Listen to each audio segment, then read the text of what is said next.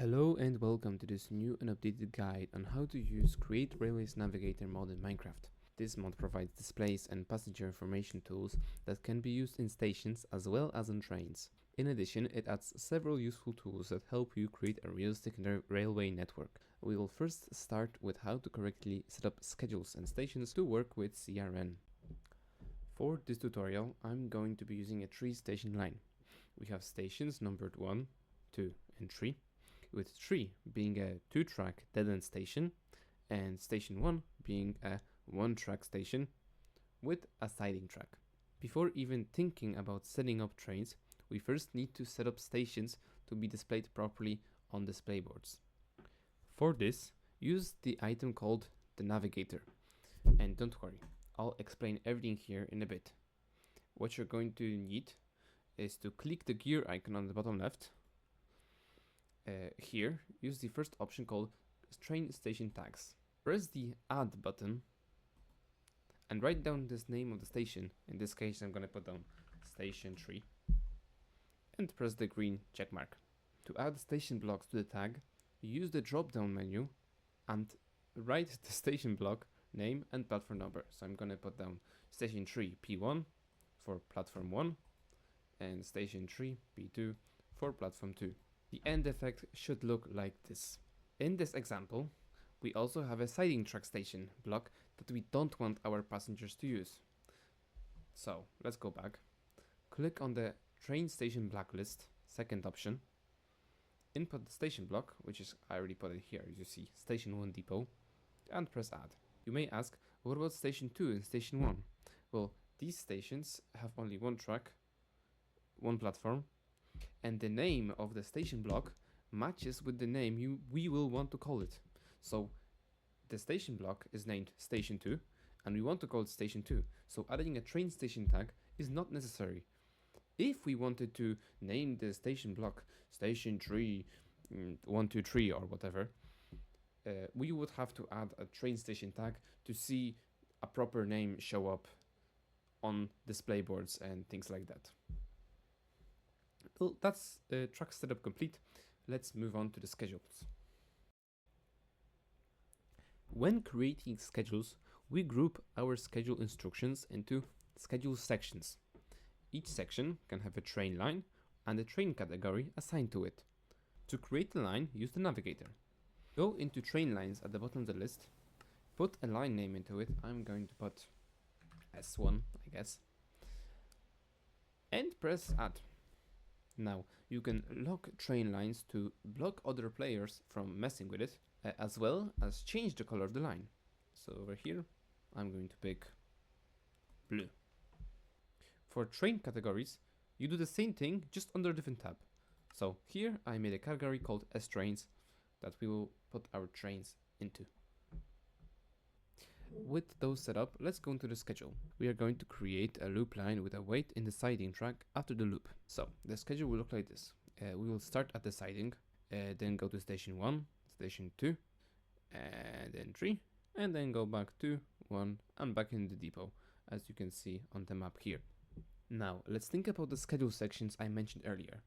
I'm going to split the schedule into 3 parts. 1 going from 1 to 3, from 3 to 1, and then from 1 to depot, so basically the depot. We are going to place new schedule section instruction before the first station on each section. We got the first one before station 1 for the section 1 to 3, a second one before station 3 for the section 3 to 1, and the last one before the depot instruction. Now, onto the configuration. For each section, I assign a line, the category, the navigability, so basically a setting that tells CRN if that line is open for public use or like a shunting job, and a setting called include start of next section. You enable this if the last station of the section is at the same time the first station of the next section. So using this on our second section, will tell CRN that station 3 is the last station of this section, as well as the start of the next one. Without this, CRN would think that the last station of the second section was station 2, as that's the last station before the new schedule section. So our setup here would look like this. Notice that I disabled navigability for the siding track, as I don't want passengers to use that part of the schedule. Now, an important thing to remember is that you need the train to do a full loop, or sometimes even 2 loops of the schedule for CRN to learn the timing between stops. This means you won't see an immediate effect for displays and navigation. They won't work immediately, you'll have to wait a bit for the train to do its thing. That's your stations and trains set up. Let's go into the real deal, which are the displays. The advanced displays come in 7 variants. 3 variants of full-sized block screens, 3 variants of half-block sized screens, and a sloped ceiling variant. The full blocks can connect both horizontally and vertically, while the rest connect only horizontally. To configure a display, right-click it with a wrench. This opens a menu where you can pick the display mode and the variant. The first 2 display modes, which are train destination and passenger information, are made to be used on moving trains. The first one being displayed on the outside of the train and the second one on the inside. The compact mode shows the destination station with the line name. The extended mode shows the destination, the line name, and the stops along the way. The detailed mode shows the carriage number, the origin station, the destination, the stops along the way, and the line name. Coming over to the passenger information displays, so the ones you would put on the inside of your train, we've got the scrolling text display variant and the detailed with schedule variant. The scrolling text display shows a lot of information with scrolling text, including the next stop, the current stop, destination, stops along the way, train stats, so things like speed, exit directions, time and date, and the train line. Several of these options you can disable in the configuration. The detailed with schedule variant shows the aforementioned information in a scrolling list. Most of the time, it will show the destination along with the next stops. Every now and then, flipping into info pages containing things like time and date, train stats, and the next connections at next stops, with that showing up when arriving at a station.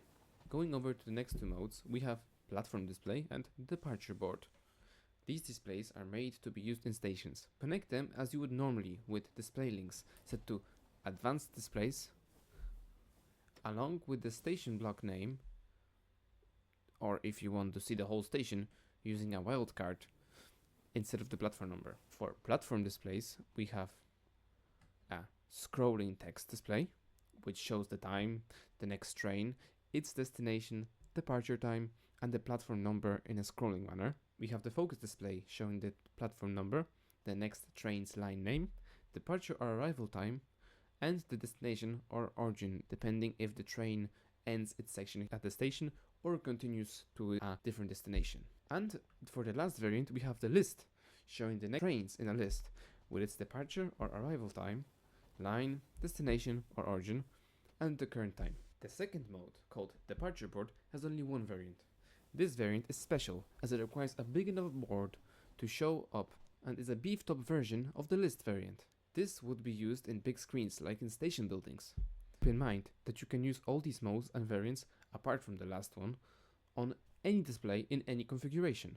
CRN will mostly fit everything on them, and if not, inform you about it. All the train related modes covered. Let's move on to the configuration. Each display can be configured to your liking, with a lot of things to be changed. I'm going to go over the most common or confusing ones. Color. You can change the text and background color on any display. Time display. You can change whether to show time in absolute terms, so in hours and minutes of the day, or in ETA form, so time until departure. Info view width. You can change how much of the screen you want certain information to take up. So here, for example, I can change the train name width, platform width, stopover section width, and info section width showed up on the display. Show train line color.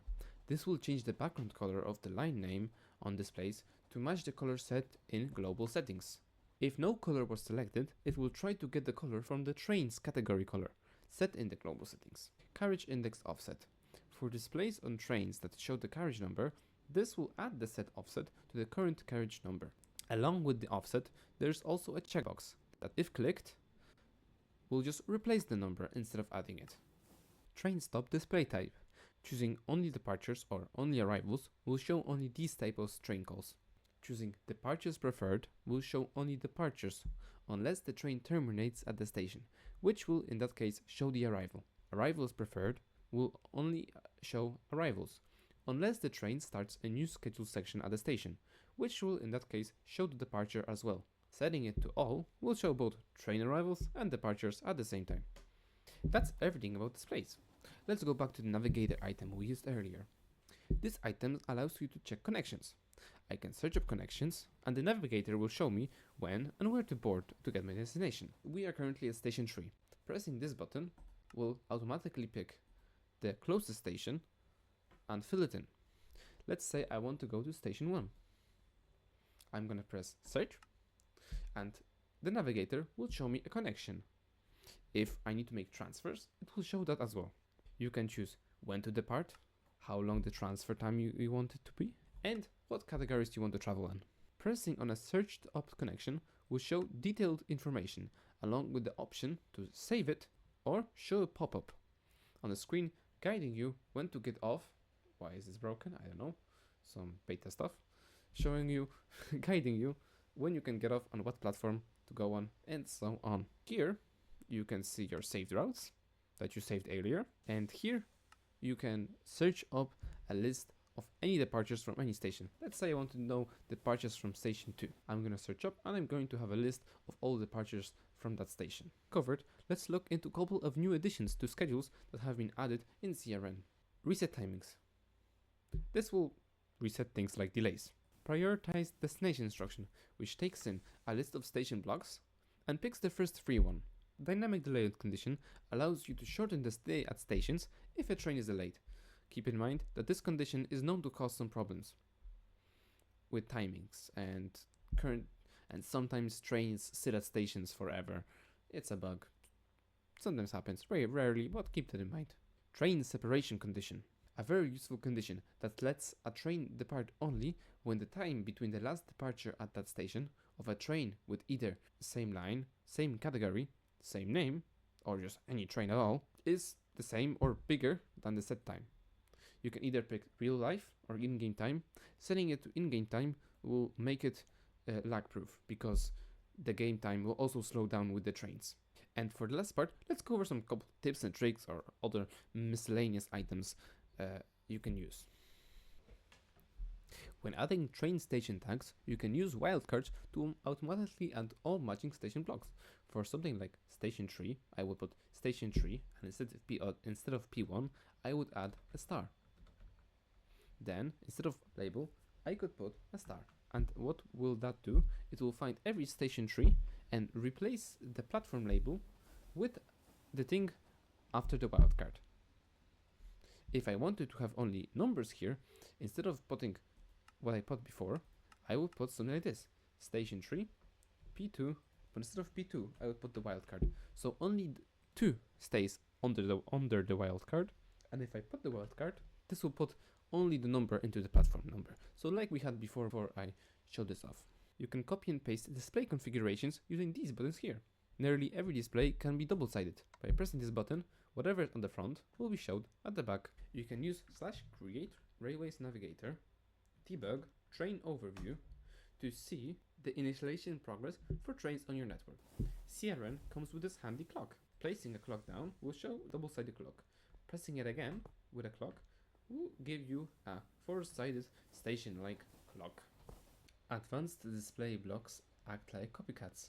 So, if you click on a block on any display, it will fill it in like a copycat. Except this one, I guess. If you like this video, subscribe, like, I don't know, share it. If you subscribe and I'm over 1000, I don't really care. That's where like all the features I can get unlocked on YouTube, and I'm fine with that. So if I'm under 1000, I'd appreciate if you subscribed. Okay, I'm blabbering. Thanks for watching. See you later. Bye.